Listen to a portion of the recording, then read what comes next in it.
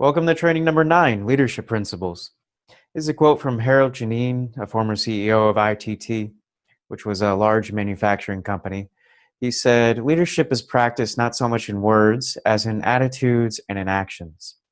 And I chose this quote because this training is going to be about the transition from self-mastery, working on ourselves, developing our own personal integrity, our ability to process emotions, and our values, uh, that self-mastery, moving from self-mastery to relationship mastery, where we're looking at the impact that ourselves has on others. This is a connection between our own personal integrity, own emotions, and how that connects with other people, and how that has an impact on others and an impact on our relationships. So today's going to be about the connection between those two things. It's not going to be so much about skills or techniques, communication skills or strategies. We're going to be going into that a little bit later in some of the other trainings. But today's about just the mindset and the connection between how who we are as a person has an impact on other people, and how who we are is related to other people and the impact that can have. So that's what today's going to be about.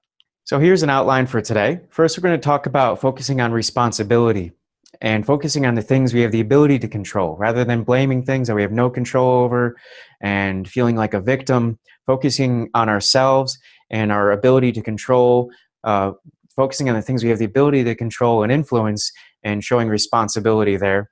And then we're going to talk about recognizing our influence. What is the impact that our personal integrity has on others? What is the impact of our emotions on other people? And then we're going to talk about serving something bigger than yourself. And this is about finding meaning and fulfillment through serving something bigger than yourself, rather than looking for selfish gains, wealth, money, recognition, all these personal, ego-related things. Looking for serving something bigger than yourself to give your life meaning and purpose by serving something that's meaningful and purposeful for you. But first, we're going to talk about focusing on responsibility. And the reason we want to do this is this will help you focus on the things you have control over and influence. And when you focus on responsibility, you'll have more control over your fate and your circumstances. And if you don't do this, you're going to feel like a victim and as if you don't have control in your life. And what we're going to do with this is first identify our circle of concern, and then we're going to choose to focus on our circle of influence and our circle of control. So first, we're going to talk about our circle of concern. And I want you to think about what are some things that are in your circle of concern. The things that just go through your mind as you're going through the day, whether that's certain people or relationships, things going on in the world, things going on in the country, different things that are on the news, or just people that bother you. What are some things that are in your circle of concern? So go ahead and pause the video and think about some things that just go through your mind as you're going through your day. So go ahead and pause the video right now and think about what's in your circle of concern. So go ahead and do that now.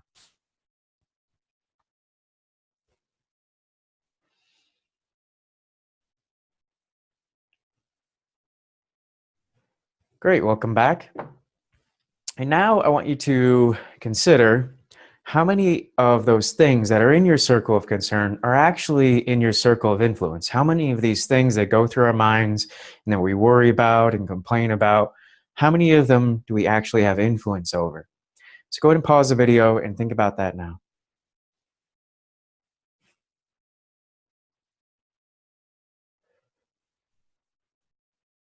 Great, welcome back.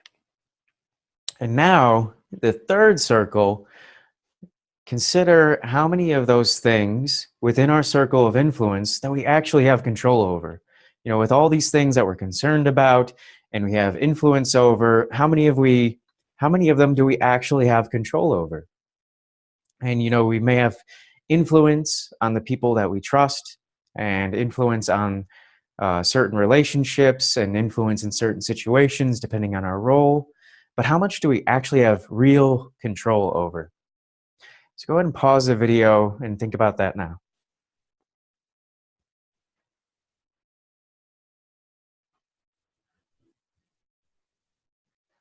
Great, welcome back.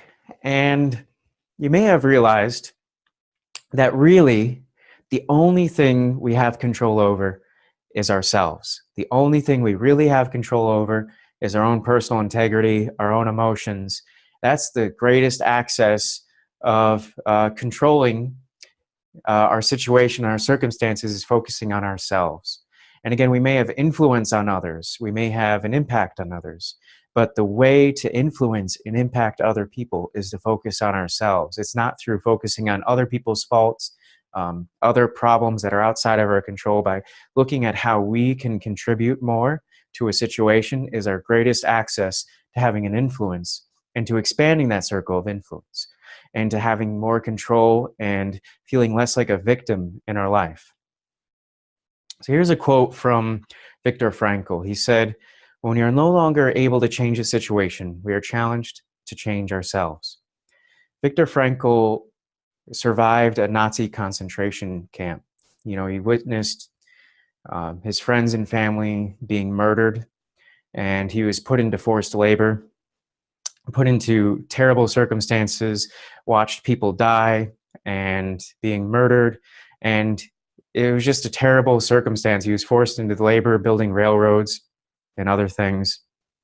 And this is just a really awful situation. And again, he had a choice. And all the people there still had a choice. No matter how terrible the circumstance was, they still had a choice about how to conduct themselves and how to be as a person. Some people chose to commit suicide. Some people chose to run into an electric fence that was there and commit suicide. So that was a choice. They still had some control. But Viktor Frankl decided to make a different choice. He decided to console and support and encourage the people that were suicidal. He started to empathize with them and try to help them find meaning in their life, even in these difficult circumstances. So rather than committing suicide, he made a different choice. He still had some control over himself, even though he was in these terrible circumstances. And because he made that choice, he may have saved the lives of many people and helped them prevent them from committing suicide. And he survived the camp because they survived long enough until the Nazis were defeated and they were freed from the camp. So by just prolonging that process, staying alive, getting through this difficult circumstance, he may have saved many people's lives.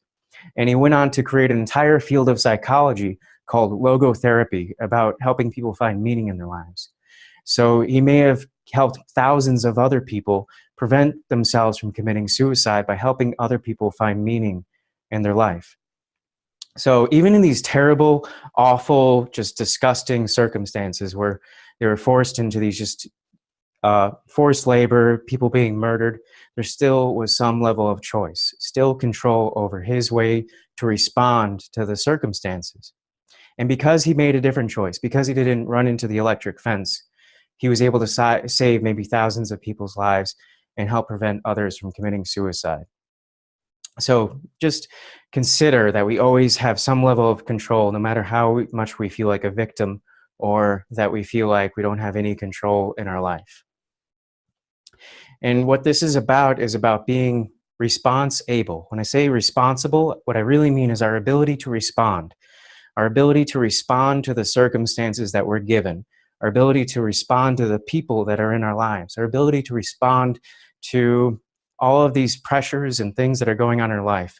And we have different levels of influence. First of all, we have no control over some circumstances, but we may have indirect influence, which is the second level. We may have indirect influence on other people in our lives. And then there's control. And the area of control, the circle of control, that's really ourselves. The only thing we really have control over is ourselves. And we may have a different impact depending on how we conduct ourselves and how we communicate with others. But the only thing we really have control over is ourselves. And I wanted to give you a simpler, less extreme example. So imagine that an employee has a complaint about their boss. They complain about their boss never listens to my ideas. My boss never listens to my ideas. He always just ignores my ideas, gives me orders, and pretends that I don't have an opinion and doesn't consider my opinion. Just always ignoring me and my ideas. So that person could focus on things that are outside of their control, their boss's opinion. or their boss's way that he conducts himself. That's outside of the control. He could focus on that, and he could complain about it. He could try to undermine his boss because he doesn't like his boss anymore. He could complain about it at the water cooler. But all those actions wouldn't change anything. All those actions might even shrink his circle of influence because he's having a negative impact in the office, and people would lose trust in that person. Or that person could focus on their circle of control and say, I'm going to just do the best quality work I can. I'm going to produce such good quality work. I'm going to contribute to other people's ideas. I'm going to contribute to the team. And I'm going to bring up my ideas whenever I have an opportunity, and I'm going to have an impact on others. And that would actually expand that person's circle of influence. By choosing to focus on our circle of control ourselves, we expand our circle of influence. Again, just like the Nazi Viktor Frankl in the Nazi concentration camp, by focusing on his circle of control, he expanded his circle of influence rather than committing suicide and shrinking his circle of influence where he would have no impact at all if he committed suicide. So I want you to think for yourself, how does your circle of influence expand as you focus on your circle of control? So think about that for a second. If you were to focus completely on your circle of control, how would that expand your circle of influence? So go ahead and pause the video and think about that now.